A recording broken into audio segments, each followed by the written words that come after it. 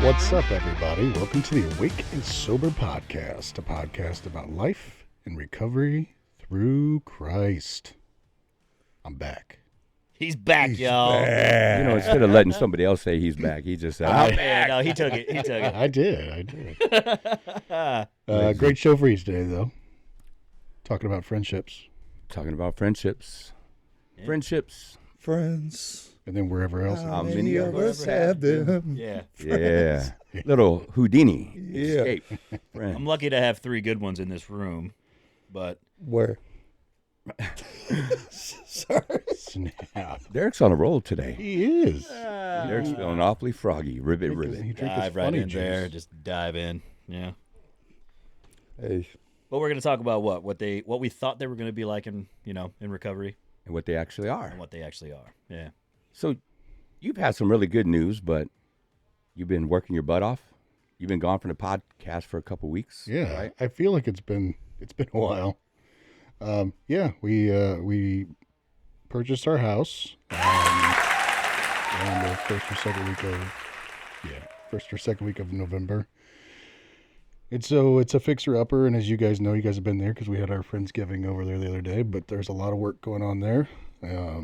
Just freshening everything up because it hasn't been touched, I think, since probably 90s. World War I. It's not that bad. It does look like a But It does look like a bunker, yeah. I'll tell you what's cool, though. I mean, like all the moss growing here and there, but you have a couple new things at the house already. New venting, new ventilation system. Yeah, it was filled with black mold, so they had to go in there and remove all that stuff. But yeah, brand new ventilation system. The septic tank's newer, the well's newer. And then my uncle, fortunately, is a contractor, so he comes over and knows how to put stuff and make it look good. So helpful. So we got that going. But Amy and I are doing a lot of DIY projects. So just need somebody to buy our house now. My stress level will probably go down a lot when that happens. So You do seem like you're a little stressed lately. a little bit. Yeah. Just a little bit. A little pent-up rage. A little pent-up. I think that's what I came He in he saying. walked in here this afternoon in a pretty good mood. Yeah. He was nice and calm. His face was not bright red, nor did he. You said some things, I was like, okay, it's going to be a good show. Yeah. You know what we should all do? I was talking about it with my girlfriend today. We should go to a break, one of those smash rooms or break rooms where you can they put you in a room with a bunch of stuff and you just destroy it. Take out a lot of pent-up rage. Ooh, that might be kind of fun. That's what I'm saying. I immediately thought, let's go. So Sledgehammer to windshields. yeah, And, yeah, I'm game for that. How about just shooting? we could do that too. Blow stuff up. I But- love blowing stuff up. But And I let's love shooting guns, but I let's like... go swing the baseball bats against the windshields. I mean, that sounds like fun. Because some of Like you us could can't feel actually it. shoot legally and get away with it, so we just grab the bat and have Hey, fun man. that way. I got private property. We can shoot anytime we want to.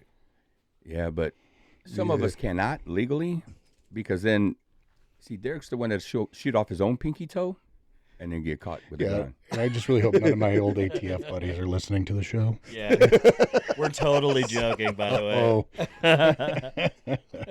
Well, I'm a current police chaplain and then everything else. So, yeah, things We're always back seem in to the go clear. good. We're good. Yeah. I had Bible study with police officers. I'm okay. Oh yeah, that's how it works. Yeah.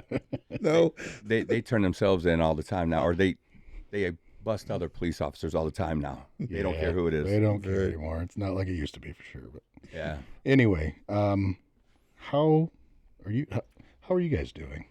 Derek, how are you? I'm doing pretty good, man. I can't complain, brother. I would just say life's been smiling at me a little bit, and I've just been a little happier than usual and just enjoying what's going on. Good. Yeah. So How's your back? today it's okay.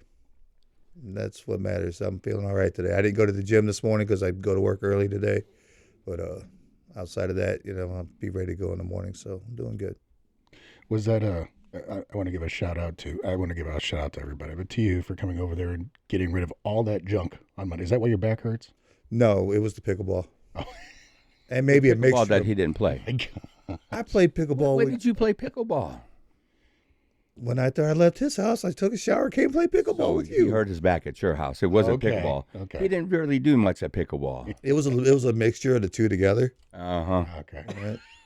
I did some heavy lifting over at your house. You did. That's what I was saying. Did you hurt your That's back what he there? was asking. Yeah. Did you hurt your back there? And you said, no, pickleball. And I'm like, but you didn't do anything at pickleball. I played. You got whooped by a couple women. Dude, you were in I the- did. You were, I did. You were I got urgent whooped by care. some. Huh? You were in urgent care 2 weeks ago. You're already out there just trying to fill a dumpster. Ain't that something? Got to listen to your body, my friend. He was. I did. Not very well. It said you're sexy and you know it. Sorry. Anyway, Mike, how are you, buddy? Wow. Worse now. I know. So much worse. No, I'm good, man. Life's good. Nothing to write home about, I guess, you know. Sobriety's good. Work's going well. Had our big dog, our CEO of the entire organization was there today, so had a lot to do this morning. A lot of just touch-up stuff and like that. But that whole visit went really, really well, and got a lot of promising things on the horizon, so looking forward to that. Going to Green Bay this weekend, so I'm really excited about that. Go Pack, go. Go Pack, go! I thought he was going to say going to the chapel and we're Not yet. No. Not, That's not what I was yet. waiting for. Got a little time. Mhm. But no, we're going to we're leaving. Well, at first I'm going to the Blues game tomorrow night, and then we're waking up early Friday morning, going to Chicago Friday night, staying there, and then we're driving up Saturday, probably midday, to Oconto, Wisconsin. I hope I said that right. So where are you eating before you do that, Derek? Where are you eating in Chicago? Because that's the only thing that really matters. That's the only reason we're going. We don't know. We're just gonna go and walk around. Not my kind of people. I thought he was better planned out. No. She's got the plans. I don't really. Started talking about food. For anybody wondering what that grumbling was, that was Derek's stomach. Hey, So- fat boy, man, you talk about food. I get hungry, bro. I was wondering what that was. Oh, so Derek, you were going to say something to him a minute ago when 'Cause, I just thought it was kind of funny because it seemed like he was only 10 steps ahead of the boss and his boss. He goes into a room. I see him go in the room. He comes out, and no more than 10 seconds later, here comes the boss and the other guy. And then he goes over this way, and no more than 10 seconds later, here comes the boss and the other guy. I'm like, what is going on? Like you were making sure everything was intact before he they showed needed to up. clear the way for them. It's called procrastination at its finest. Okay. Whatever you call it, man. But no, we're gonna go up there. Definitely get into Chicago style dog. Probably get some pizza. You know, a lot of stuff. There's a donut shop that she wants to get Saturday morning. I forget what it's called, but she said it's like top level. It's a donut. Top level. Yeah, dog. but there are good donuts. There and are bad some really good donuts. donuts. I mean, I agree. Krispy Kreme was horrible. I It was don't just like it. air. yeah. A donut should be doughy. Bad. I'll give it that, but pizza's where it's at up there anyway. Yes. And their beef steaks aren't bad either up there. Not a cheesesteak, but a beef, yeah. I've never had an actual legit Chicago dog from Chicago though. I mean, I've ordered them at the what is it? There's a couple hot dog Dirty places. Dogs Yeah. and Yeah, other yeah. places. Yeah, that's still not the same. But I want to know what pizza place. If you eat pizza, where do you go? Because I'd like to know. You have fans that are like of Lou's, and you have fans of Giorgiano's. I can't remember the name of it. I have no idea. I always eat it whenever we go up there. So you have people that like different styles of pizza up there, and I want to know where you end up landing. Giordano's. Only, Giordano's, I mean, something like that, Giordano's is awesome. I've only been up to Chicago one time, so this is kind of like my second helping. So she's got a few places I couldn't tell you off the top of my head, but I'm really excited because Yeah, I like Giordano's. I love it, man. Lou's, I wasn't that, because it's more of a crusty crust. I mean, you have to get it not all the way done. The other one's just full of cheese and yeah. unhealth all the way through. It's yummy. I went up there a few years ago and went on a pizza tour. That was really, really cool. Went to like 4 different pizza places. It was awesome. I'm in. Couldn't walk. I mean, it was like a 6-mile tour. You had to just walk around. At the end of it, I was like, I'm good. I think So can we do a broadcast up there? yes. Yes. Awake and Sober from Chicago. Yeah. Yeah. Live from Chicago. I just went to pizza. I did. I just want to eat there. I don't want to go there. Per se, I just want to. You can order Chicago style pizzas frozen. Yeah. I Apparently, know. they heat up really well. It's, there is a Chicago joint not far from here that's not bad. It's not Chicago pizza, but it's not bad. And it's been open Who? for quite a few. Nancy's. Oh, That place is pretty good. Nancy's is good. Nancy's is okay. The other guy, Better Pizza, was better, but he ended up closing. His was a lot better. He Really? used to let me go back there and watch him make it, help him make it. Yeah, it was pretty cool. So I went up to Chicago. It's been a few years, about 6 years ago. I went with my wife, and the first time not the first time I've been to Chicago, but the first time I had actual Chicago pizza, and it was at whatever. That it was really good. So that Nancy's opened up down by the house, and I was like, okay, if this place is still standing a year from now, I'll try it, because I just had Chicago pizza. I'm not going to try some petty stuff down here. But sure enough, it was still, and it's still standing 5 years later. So Oh yeah, it's and they do a decent decent pizza. job. It's not bad. We frequent Nancy's at my house, so that's good. Yeah. Okay. Yeah. So- So friendships and recovery. You ain't getting out of this. How are you? He tried. You tried I hard. forgot about it. Yeah. We talk food, and it just Right, erases right, my right. brain. I love food too much. How am I? I'm waiting for the psychiatrist to get back to me so I could get in for a meeting. She said February, and I'm like, man, I always get people moved up. I've never had to wait for a doctor's appointment myself, let alone for somebody else I send them. And so it was kind of strange, and I sent her a message back, said, I don't think it's wise that I wait until February, so we need to figure out something. So as soon as they have a cancellation, I'm in. I'll just go in there. And so really, I've just been trying to really focus on that instead of other stuff. So doing halfway decent. Unfortunately, I have to write a funeral this week.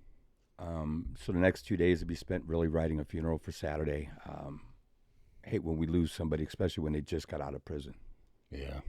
Somebody that shouldn't have went to prison in the first place. And so that's a battle I'm having, is not reaching out to the judge to say something. Because really, he shouldn't have went. He didn't need to go. Prison will do some people a lot more harm than good. The problem was that day, the very first person on the docket. You can't do that to me. I'm not a U.S. citizen. Oh my!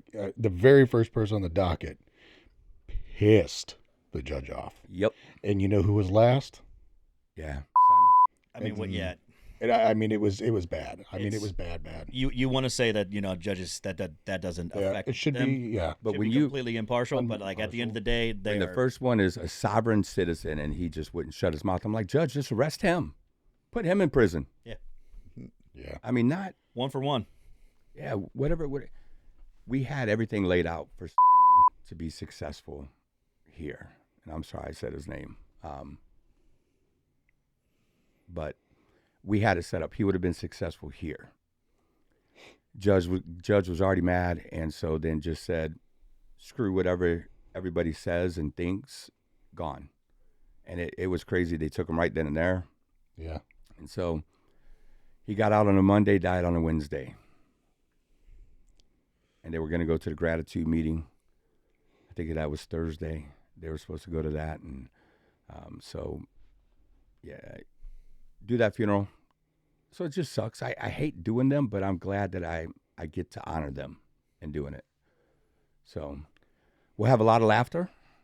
I already have some of the songs, I guess, Free Bird and something else by Angel by Jimi Hendrix. And so it's going to probably be some stuff this church has never heard on the inside of its walls, kind of like several others we've done. And Nice. we're going to honor him. We're going to celebrate him. His family's going to be over here in a little bit. We're going to go through and see what they want. So it helps keep me out of my own head. I get to take care of others at the moment while trying to take care of me. Yeah. So, yeah, doing pretty good. Right on. All right. So, friendships and recovery. Yeah. My mic shut off? No. Oh, no, trust me, it did. Yeah. So it says, friendships, the right friendships can be very healthy in your recovery. This helps you keep up with your boundaries and things like that. Studies show that friendships increase a sense of belonging and purpose and help boost self-esteem and self-worth. But you gotta have the right friends for that. So are we not the right friends? I never said y'all weren't the right friends. I'm just saying. Apparently, I don't have any friends, so.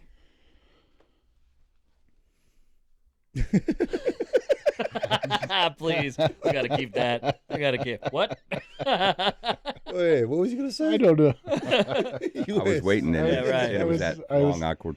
I was like, And then I just, it just It's like I'm your, it, I'm from your here friend. to here, yeah, it didn't compute. So what do we expect? Like going into recovery, what did we expect our friendships to be like? Like I knew that I knew going in, like I was probably going to lose quite a few. I'll call them friends. Now that I look back, more like drinking buddies. You know what I mean? Um, Never did I expect to have the friendships I have right now. You know, like actual like meaningful relationships that I want to nurture and make better. Back then, it was just Hey, what are you doing Friday night? pretty much. Hey, I'll come And in. I've talked about this before. It was like every single interaction with a friend involved a substance. Now, granted, I was high almost every single day. I smoked a lot of weed, but what are you I doing? can see that. You want to have a beer? Let's drink a beer, but then one turns into 18 in a matter of minutes. So, going in, I didn't know what a friendship looked like. Yeah, I didn't. That's for sure. All mine were using buddies. Yeah, I didn't have anybody that didn't use in my circle at all. So I kind of figured I'd be isolated. If anything, I just, there would be nothing fun to do and no fun people to hang around. If I'm going to be sober, my life is really going to suck. And I'm not going to have any really cool, fun friends. That's what I thought going in. I didn't like people enough to begin with, so it didn't matter to me about the friends that I had at the time going into recovery because didn't really matter to me. So I'm sitting here thinking, I didn't have a meaningful friendship for several years before I actually admitted I was an alcoholic. Like when Amy and I met back in, what was it, 2017, the people that I was drinking with, because I was single, were literally just the drinking people. But I didn't even need them anymore in my life because I drank alone. So I'd already disowned every other friend, quote unquote, friend I had. And so I didn't know what a meaningful relationship was. And it was hard for me in recovery being an extroverted introvert because I'm good in front of people, all that, but I like to also be a recluse. And so Heck yeah. isolation was my go-to. That was my safe place. So getting out of that shell has been difficult for me, but it's also been the best thing for me. And I could say that probably about most of you guys too. I did the exact same thing. Like I stopped contacting. I was always like, why is no one reaching out to me? Yeah. Like, why is no one calling me? It's like, dude, you're not calling anybody else.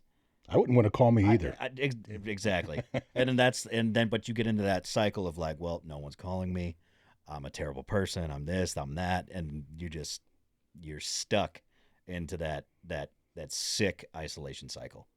I call it solitude now. Like I'm good with no one calls me. I'm like, dude, that's fine. Oh yeah. You know what I mean? Yeah. Those are good times. But at the same time, I know that if I do need to talk to somebody, I can. I didn't have that before. Like I probably could have reached out, but they don't want to hear my problems. Or that's what I thought, at least, The people before, the people now don't want to hear. Yeah. The people before, Yeah, the people before didn't want to hear our problems no. because part of our problems was being friends with them, Yeah. and then being friends That's with a us. very valid What's your problem? So- You. And that's one of those things. It's like if any of my old friends are religious, like I have a lot of love for you guys. It's just I had to take certain situations out of my life, which I want to live a healthy life, and I can't do certain things now that Unhealth it would be breeds a detriment. unhealth. Yeah, exactly. So I mean, there's no other way about it. right. So Now, how is it for you guys? Because what direction were you going before you found recovery? Did you have what direction did you believe you were going? I would ask everybody that. straight to hell and didn't care. Yeah. End of a barrel. I mean, did you think you were successful or being successful? Did you have any ambitions in life? yeah, to be rich, but mine was all through. I mean, rich in money, not rich in how I'm more rich now than I ever have been, and I'm broker now than I ever have been at the moment, right? It's funny how that works. But I'm richer than I ever have been. But really, it was all about money. That's all it was. Money was power. Power was money. And so the more that you had, the more power that you had. So I mean, I had direction: just sell, sell, sell, sell. Use to stay awake to sell. That was it. Mm. Nobody can serve two kings. Mm. Two masters is hard to serve. Yeah. You either love pickleball or you love God. Oh my gosh, we have to. I knew I could get them. Oh my gosh. Man, we go from disc golf to now pickleball. Oh no, Yeah. it's because it's too cold for disc golf for me at the moment. Pickleball's indoors. We're Yeah. good. That's right. No days off. I'm playing in a winter golf series, so I can't wait. It's gonna be so fun. Oh yeah. But when you say direction, there was none. It was I'm going to work. When I do go to work, I called in so much at the very end. I'm going to work. I was making decent money as an electrical apprentice. It was good, but the top was being a journeyman. It's like, so am I going to do this for the next 35, 40 years and kill my body and do all of this stuff? I didn't have there wasn't like a drive to do that. You know what I mean? Mm-hmm. I did it. I started it because I wanted health insurance, and it was a solid career choice, and the schooling was paid for by the union. And electricians aren't going anywhere anytime soon. It is a growing field. Exactly. We're always going to need them. And the drugs and alcohol was not killing his body. No, but it was expediting the situation. You know what I mean? So no, I didn't have a direction. I didn't have anything, and literally until I went to treatment. Like, for real, I had nothing. Everything was just dark and soulless. Like, it really was. It was a nasty, nasty time. So how did you guys cut the people out of your life? Those old people. Dropped them like a burnt piece of toast. No. But You and your damn food. if he's hungry enough, he's eating that burnt piece of toast. Yeah. Yeah. I'm telling you, he'll just scrape it off a little Yeah, bit. right. Yeah, right. We all been there. But I myself too was in sales a lot in my time, so I did. Pharmaceutical don't count. But to my point is because of that, I wasn't too involved with too many different individuals. So when I decided to give it all up and walk away from it, it wasn't too hard for me to do. It's like, you know what, dude? Peace. I'm out. And funny thing is, I haven't talked to these individuals in the last 5 years. Yeah, my phone number changed. And Mhm. so did my Gmail that held all the contacts to that. Because some people will go and change their phone number, but they enter their old Gmail account or whatever, and it brings in all their old contacts. There And they it's like, are. So what did you change? Just that they don't have your number, but as soon as you're ready, you can reach out to them? Yeah. No, you got to get rid of all of that. Start fresh. Right. And that was the big key for me. It was a new phone number. So this 385-2836, the number I have is a recovery number. Only since I've been in recovery. So any of the old people are not in there. Yeah. New email, new everything for it. I remember shortly after I got the job at the church, I sat in my living room for about, it had to be 2-3 hours, and just going through my phone. I had over 1,000 phone numbers. By the time I was done deleting numbers, I was down to 300 and something. I'm like, I had no idea what these numbers were, who they was. If I didn't recognize the name, you're gone. But you could probably been less than 300 if you really wanted to. I can honestly, I'm thinking about that. The numbers that I use on my phone, easily less than 20. Oh yeah. Now, I mean, the people that I would contact, like I contact on the regular, is easily less than 20. That I could agree with. But the other I probably couldn't because I call like putting people in a treatment and doing other things. So there's Well, that's that what I'm list of saying, yeah. numbers. But the people that are in my life that I would say are my friends that I love dearly, less than 20. And I would also go this far to say, the people on my list that I would, like, if I had got rid of every other number, I could all put it in my ICE, right? My in case of emergency. That's where my friendships are now, because everybody that I know, I actually have a meaningful relationship with, and I know I care about them, and then you guys care about me. So if something were to ever happen to me and they couldn't get a hold of this number, they can go down to this next number and the next number, and somebody's going to pick up the phone and somebody's going to be there immediately. Yeah, actually, all of us would end up being there immediately because we'd all put that SOS out as one of us is driving, and everybody would just come. Yeah, and that's what's cool about these days. You have people that'll show up no matter what. How important because we talk about a lot of stuff on this podcast, but how important are relationships in recovery compared to where you were now, right? We've established that we didn't have a meaningful relationship, but how important is a meaningful relationship, and how does it guide you through your recovery? Here, let me take this one then, since you guys called me out last week. Oh shoot. It was needed. Okay. If you weren't I friends, wasn't here. Don't get mad at me, bro. it wouldn't have happened, right? was- Right. If you didn't care about me, it wouldn't have happened, and it needed to happen. I was there, but I wasn't there, right? How meaningful are they? How important are they? How do I say this on the podcast? I probably wouldn't be here without them. Yeah. The last year has been a pretty big roller coaster, a lot of dark places here and there. Without the people in this room and my wife, I wouldn't be here. I know it. So hopefully that didn't just like dampen the mood, but No. No, I'm happy I was here for you, brother. yeah, Yeah. 'Cause me too. my relationship with you has been a strong pillar in my recovery, and that's why I'm willing to do whatever it is needed to help. And I was just thinking, you're talking about your emergency contacts only, and I have a top 5 list, and surprisingly enough, you guys actually made it on there. All right. Damn. Yeah. So I can sleep tonight. Look at us. Look at us. Who'd have thought? yeah, Hey man, we're on a top 5 list instead of top 10 most wanted. Man, that's pretty good. I'm telling you, Yeah. Man, that is That good is- that's stuff no right joke. there. You're my MVP. Yeah. you ain't there yet. Oh, bro. thanks. But- Most You just valuable dropped down to poet. number 5, dude. I didn't know what a relationship was, because every single relationship I ever had was based around substances. Excuse me. Like, I didn't have like a healthy relationship or friendship until honestly we became friends. And that was very shortly after I got out of treatment, which you were already teaching, I think. I was right? already there, You yeah. were already doing groups and whatnot. Yeah. So I swear to, like, this is the first like healthy relationship that I've had. But since then, I've learned how to have healthy relationships, So from that one, so many more blossomed, and I'm forever grateful for that, because, and a lot of it was like continuing to say the things that were making it okay or making it good in my life, and doing groups and giving it back to other people was a big pillar in keeping that, because if I keep telling people how to go about it, I will continue to remember it.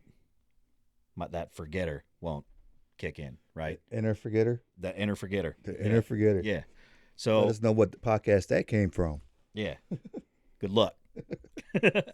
But seriously, like, I feel like a lot of people don't understand what like a true healthy relationship is. It's like we talked about that accountability and that responsibility, and how much of each do we have to put into another person, but also we have to look to get that back.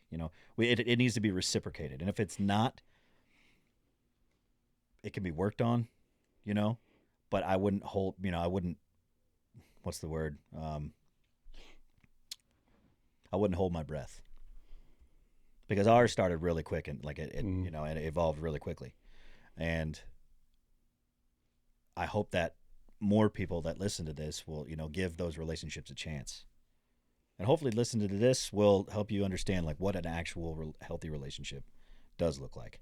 And I mean, you and I have talked about this before, but when you were in treatment, I was like, this guy, yeah, no. He hated me. He didn't like me. And that's so funny. We talk about it all the time. It's like, yeah, 4 months later, I'm sitting in his basement watching a movie. Who would have thought? No one. No one. We're just laughing down there. I remember that podcast. It was your interview, Yeah. and you were just like, yeah, I mean, and what you said was he just reminded you so much of you when you went in there. So it was I like, know, yeah. I was I'm like, not no. dealing with another one of these guys. It's not happening. I already got to look one in the mirror. I can't do it again. Right? No, I'm good. And I know you've said that we all, not to toot Shane's horn, but I mean, we all wouldn't be here if it wasn't for Shane. Mhm. And I think the reason that the passing of our friend kind of hit me the way it has, and it comes in kind of waves for me. That was the first time you and I actually got to do stuff together. And so Yeah. that's where I actually got to know you and get close to you, and that's kind of what stemmed from all this. So this is kind of like I don't know. It's I'm glad he's not struggling, suffering anymore. But at the same time, it's like, all right, what do we do now? Guide the family on how to move forward. And so when I did my first funeral for an OD, it was I mean, it sucked. And I hated doing funerals, man. I loved doing weddings. Weddings were always so happy, and somebody told me one day that's gonna switch. And it did.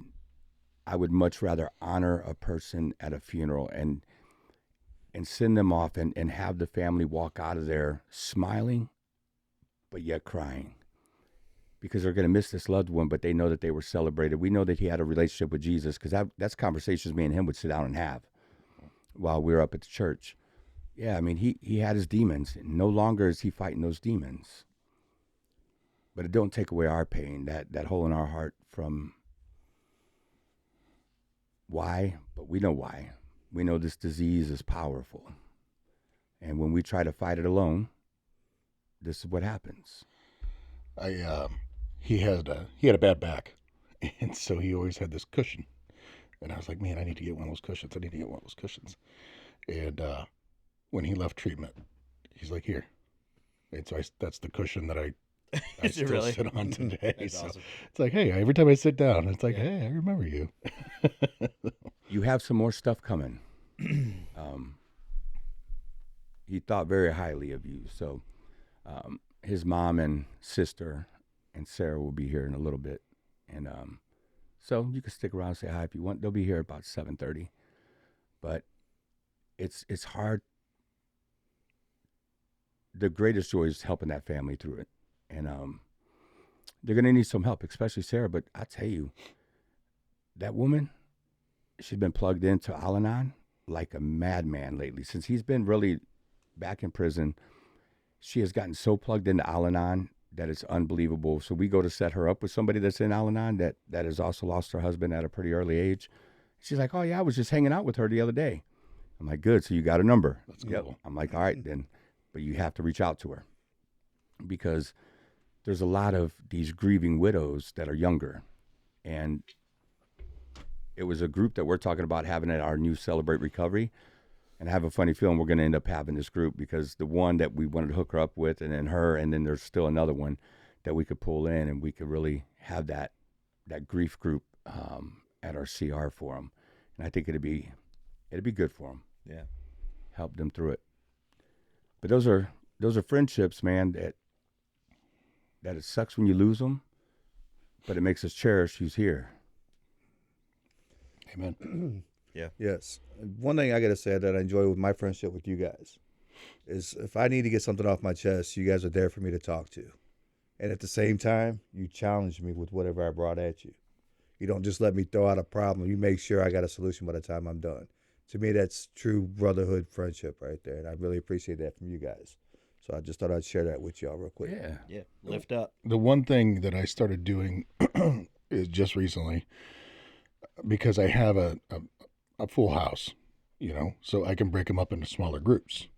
And what I've observed from those small groups is, instead of doing a group session over, such and such section, I break them up into small groups, and I'll usually give them 20 minutes. Today I gave them 20 minutes. I said, go to your small groups, discuss. 20 minutes came, they're all into it. 25 minutes came, all into it. 30 minutes later, they're all in. I'm just walking around listening to them, and I'm like, they're getting more out of this right now between 3 or 4 guys. And when we came back as a group, and I said, who wants to kind of, open up the discussion on what you guys talked about?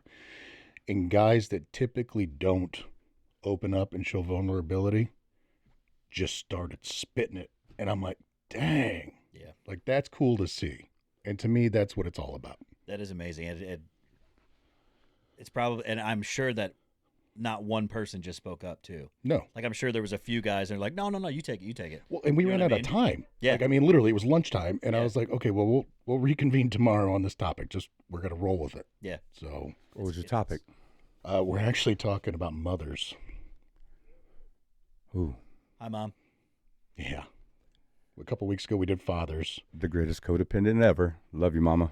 That ain't no hey. I'm talking about my mom. Yeah. I'm talking about my mom. Yeah, the queen of the codependent. I bet my mom could beat your mom's up. My mom's more codependent than your mom. Right.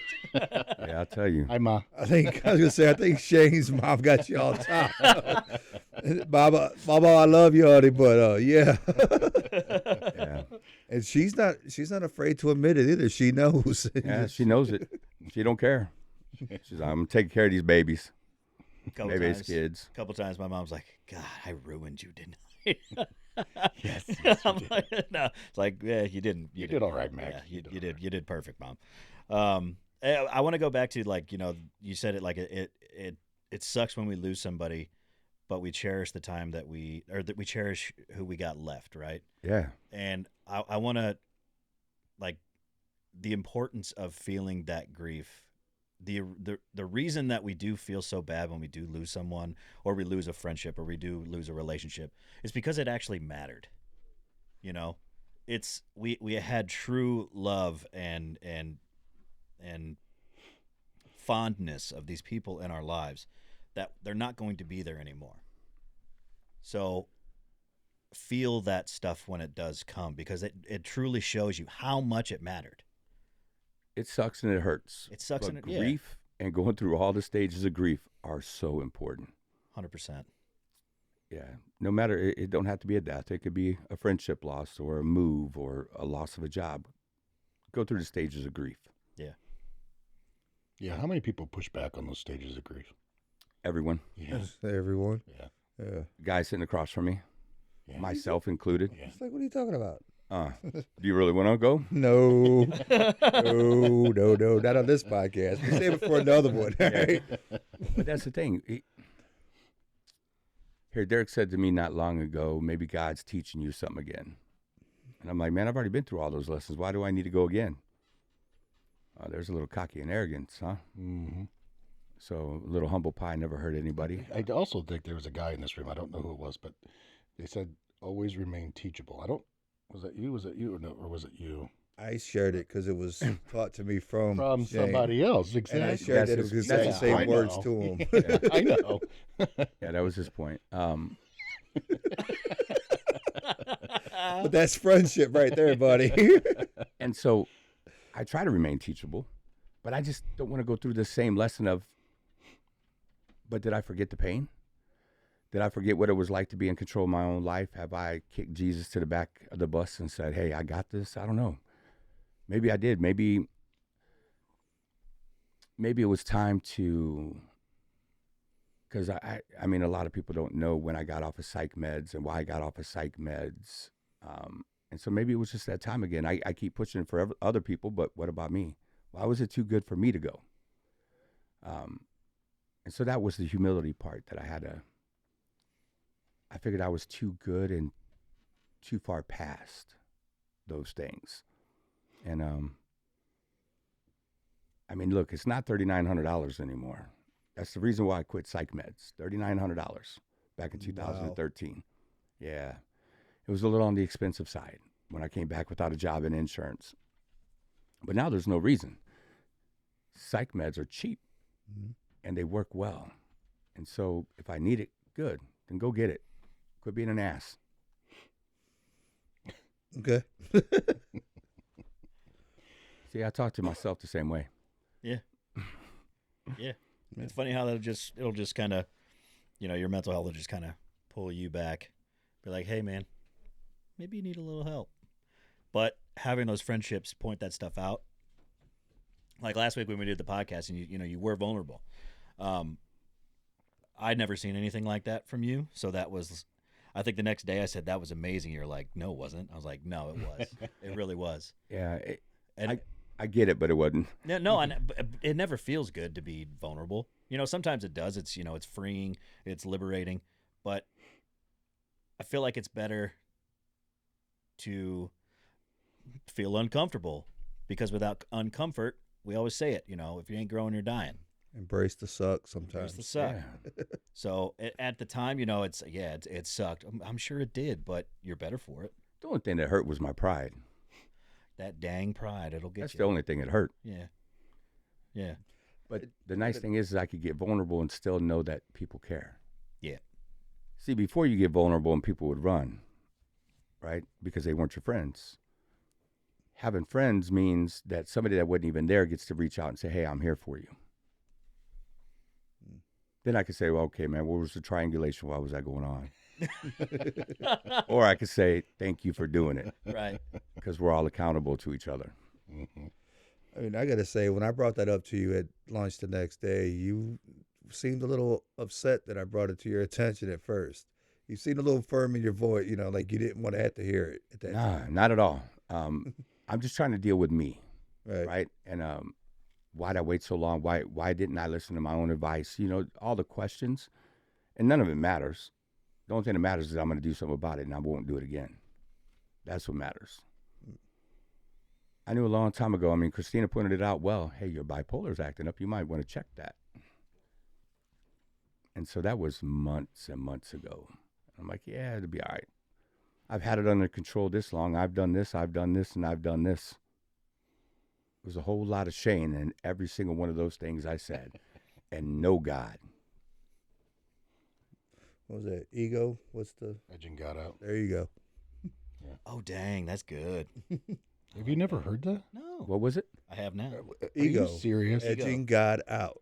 Oh, edging God out. Not Okay. we- once have I heard When that. our ego takes over, we feel as if we don't need God because Yeah. we got this ourselves. It's our plan, not God's plan. There you Yeah. go. It was a whole lot of shame and a whole So you're lot less of God. You're remaining teachable, Mike.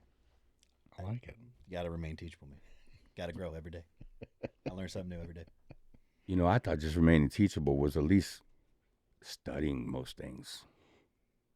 Not that I had to take my own advice. Yeah. Yeah. It didn't work out well. Tough pill to swallow sometimes, for sure. Yeah, that's true. I thought it was acid reflux. Nope, it wasn't. Yeah. It was that pride. It'll bring everybody down.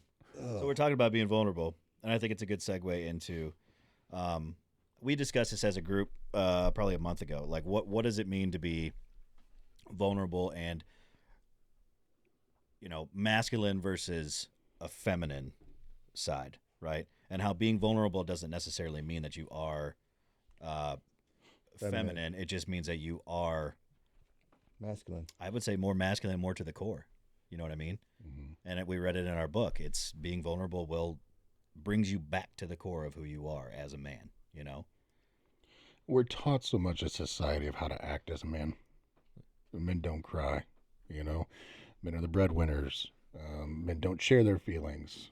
Men, put some dirt on it and walk it off. Mm-hmm. And I mean, for me, that's what got me to be the alcoholic that I was. And my pride was so much that I couldn't ask for help. I didn't want to admit it. And, I joke all the time, but it's true. I mean, I'm crying here. Like, when I got sober, I got these things called emotions. Yeah. And Unfortunately, and so- uncontrollable. uncontrollable emotions, And I was like, oh, now I see a puppy, and I'm like, oh, that's so cute, and I'll cry, and it's like, or somebody tells me about something they did good, and it's like, I can actually empathize with people. So when people are in my office, or you guys, like friends, when you're going through hurt, I feel that because I've been there. Yep. Mm-hmm. And I think that's why, like, when you hear these people in recovery share their stories, and you can be like, man, like, I think the reason that the tears and all that comes back for me is because I remember sitting in that chair and saying those same things. And it's like, it's hard when they can't see that yet, but it's like, they're on the right path. It's like, just keep going. Just keep going. Keep doing this. Yeah. Snow globe. Snow globe. Shake 'em. Snow globe.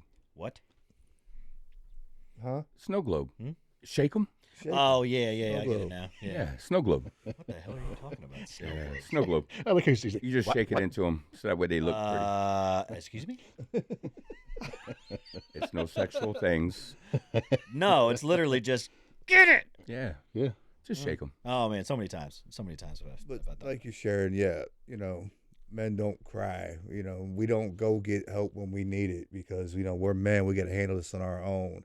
We got a problem with our wife and we take care of it in the house. Don't let we don't have to go to a marriage counselor because if we were man enough and masculine enough, we wouldn't need a marriage counselor, right? Yeah, Yep. that stuff just got old. Mm-hmm. I got tired of doing it. Once I was able to actually cry in front of another person, I was just like, yeah, I'm letting it out from now on. Mm-hmm. I think about my great grandpa, and he was alive until my 20s. But the man never went to the hospital. Farmer. I mean, he was run over. He was run over by a tractor. He flipped a truck. Never had a driver's license. Flipped a truck. Gashed his head. Made my great grandma sew it up. Like just what? He literally never went to the hospital until he was dying of cancer. And, like he was only there for several days, and that was it. But it's like that was now at the same time. The one thing I learned from Grandpa was he was very hardcore Lutheran, and I mean, but every day he would listen to Christian radio, like Christian talk radio, and he would read his Bible every single day, like religiously, like never missed a day. And it's like, man, so his stubbornness is probably what kept him alive so daggum long. But he was also a man seeking God's own heart. And I mean, he instilled that in my grandmother who lives with us, who instills that into me still and into my kids. And so, but yeah, I mean, that's, to me, when I think about my grandpa, that was a man's man. And that's what we think of because he didn't show any weakness. But at the same time, I don't know if he ever dealt with the mental illness that I have. Oh, quite sure that he did not. Dude, What are you saying? No. Because the only reason why I'm saying, because at their Because you're time, crazy. no, at their time, mental health wasn't thought of. Like, I've heard people share stories, and then they talk about when World War II was finished, the soldiers came back over in this country, and they were just like stone cold, like just Greatest generation.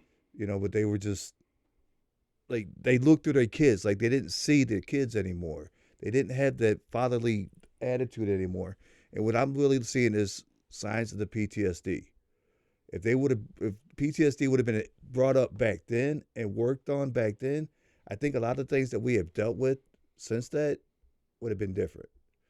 So I know people back in that time didn't do it. My dad had his own,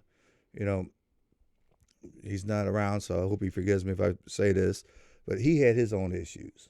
And I wish so much right now at this day that I could go back to him and talk to him like I talk to these clients and stuff, because he needed the help that, he was dealing with. But no, we're masculine. We don't get help because we don't need it. That shows weakness. And when you show weakness, the enemy will take advantage of it and use it against you. His favorite words. I just wish this day that I would have that one conversation with him and say, Dad, it's time to open up. Let it go, bro. But it's not how any of them were raised. Right. So that's the only reason why I say that. Go back before World War II even. Yeah. I mean, yeah, it's all generational. yeah. It's just it was a different time, and I feel like my parents, they were like that last call it generation of, I guess they were boomers. They're boomers. They're boomers. Yeah. That was like, okay, they were raised by those people with the PTSD and by the people that didn't talk about their feelings or didn't do anything. It's just go to work, do your thing, be present. Maybe not there, but you're present. And now I feel like there's a generational switch to where it's, people are actually starting to open up more. Now, do I wish it was even more than it is now? Of course. But I feel like there's a push towards being more vulnerable, talking about your feelings more. And Shane's over here like, I just don't think so. I don't know. I know where you want to go with it, yeah. but I don't think that's what we have gone from this extreme to Yes. this extreme. Yeah. yeah. We haven't taught any, none of them know how to talk about what a feeling is.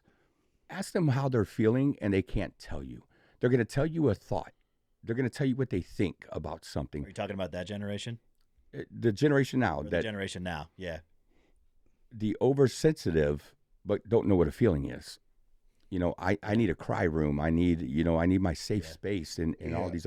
We've gone from this extreme to this extreme, but the problem is we still haven't taught somebody what vulnerability means. We haven't taught them what feelings are. I still have to hand everybody a feeling wheel because people don't know how to express how they feel because that's weakness. Do you think that's where the term like toxic masculinity came from? Like, Well, no, that's That's a different route. and we've talked about we've talked about that Whole before. different It's like you can't explain, you can't explain what you're feeling, so it comes off as like man, like this is it. You know what I mean? But the toxic masculinity is trying to take away people's manhoods, and that's You what I can't mean do by. that. I know. Right. That's going from this extreme to this Yes. extreme. Yeah. You're trying to take away something that I hate to tell you, there's nothing wrong with a man. Yeah. Now the bad thing is yes, we've been taught generation after generation to suck it up, buttercup, pull yourself up by your bootstraps and all the other things. Jeremy said a bunch of them earlier. But that's not what being a man is about. But also taking away your masculinity is not being a man. Mm-hmm. We could be masculine and still be vulnerable at the same time. We could talk about how we feel because if we tell somebody how we feel, they can't discount that. But we need to talk about a feeling, not a thought. And I think a lot of this comes down to instead of teaching kids, it starts in the family. It starts in the house first and foremost. Teaching starts in the house. Yes. I can't send my kids to school and expect them to learn everything at school. I want them to learn science, math, history. Yeah, that's what I want you to go to school. I want you to learn school things in school. I don't want you to learn about doctrination, equality, all this other stuff. I want you to learn how to communicate. I want you to learn how to express your feelings. I want you to learn how to do that, but I want to teach you those things. Okay. Oof. You scared me for a minute saying, I thought you were going to say you wanted the school to teach it. I'm like, No, ooh. no, absolutely not. No. I want to teach you those things, but where do we learn that from? Because we were never taught that in school. But that's part of us learning now from the Bible. There we go. You dig into God's word and you will know what it is.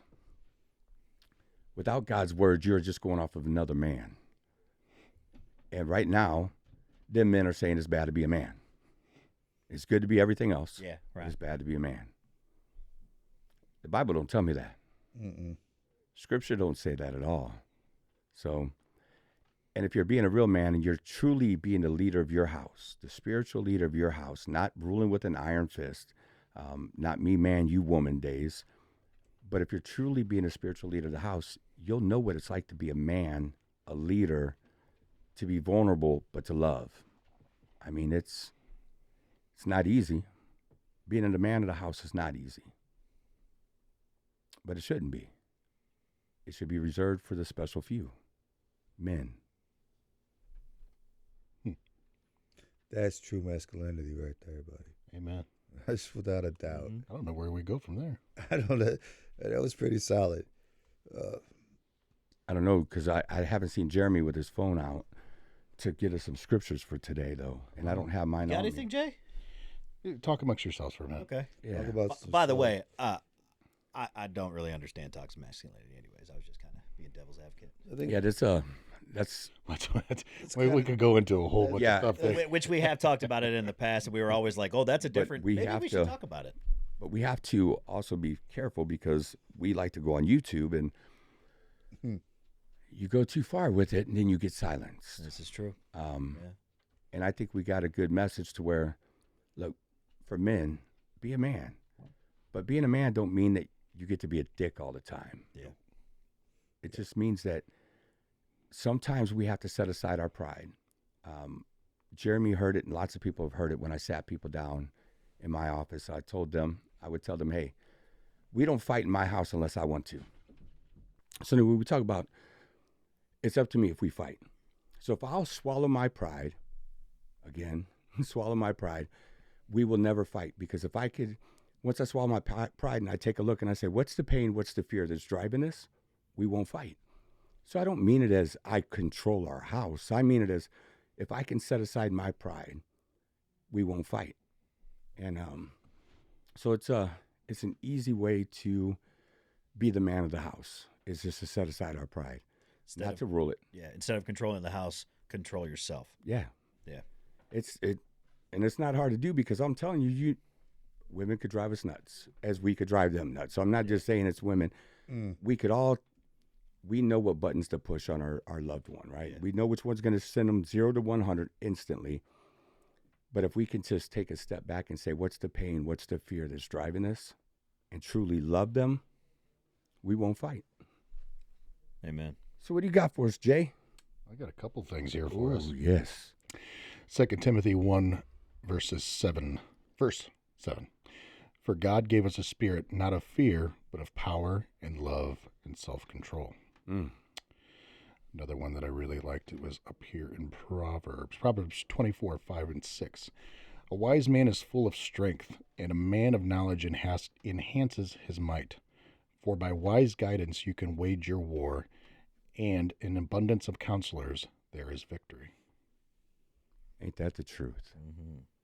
Know when to hold them, know when to fold them. Friends, yes, yes. Yes. And then 1 Corinthians 16:13, be watchful, start over again. My goodness. Be watchful, stand firm in the faith, act like men, be strong. The biggest thing is to stand firm in the faith.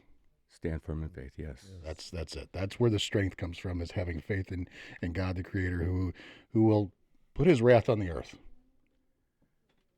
And we could go back, iron sharpens iron. We could go Yes. to Ecclesiastes, better two is better than one, for they have a good return on their labor. If one falls, I pity the fool that's alone. I pity that fool. Mr. T's version. The fool. So, but I mean, it's always talking in the Bible. It's never a journey to do alone. I mean, we're to be in community with each other, and I wouldn't trade this community that we have for anything. I love it. So yeah, I mean, if I might have seemed upset the next day, not at all. Not at all. I love having friends that are not a bunch of yes men. So, love you guys, man. Thank you for Love you, scripture. brother. Likewise. What do you got in closing there, Mikey? What? Like, share, subscribe. Yeah. We're on every podcast platform. That we Oh, are. We have a sponsor. We did not bring them up this podcast, but Shame on me. Tactile Turn, Yeah. Sober 15. Go to tactileturn.com. Some of the greatest pens ever. Get on there, put in Sober 15 to get 15% discount on The your invisible pens. one. I'll tell you what, Mike put a new refill in his today that he really likes. Yeah, Oh, the I love Sharpie. it. Oh, Yeah, the Sharpie one. man. I'm not the big fan. I'm not, it's too fat for me. I hate this. I hate that I'm like this, but everything Shane likes that he shows me, I'm like, I like that too. So we have the same taste. You yes man, you. I know. It The sounds- beard Just tells good it all, taste is guys. good taste. Hey, When it comes to beard balm, to each their own. Okay. good Okay. beard balms, good pens. yeah, good you refills. clean chin fellas over there, you just do your own thing. Ladies and gentlemen, we just thank you guys for joining us once again. Have a great and wonderful week. We'll see you next time. Peace out. I'll pity God the bless fool. you guys. We'll see you soon. See y'all.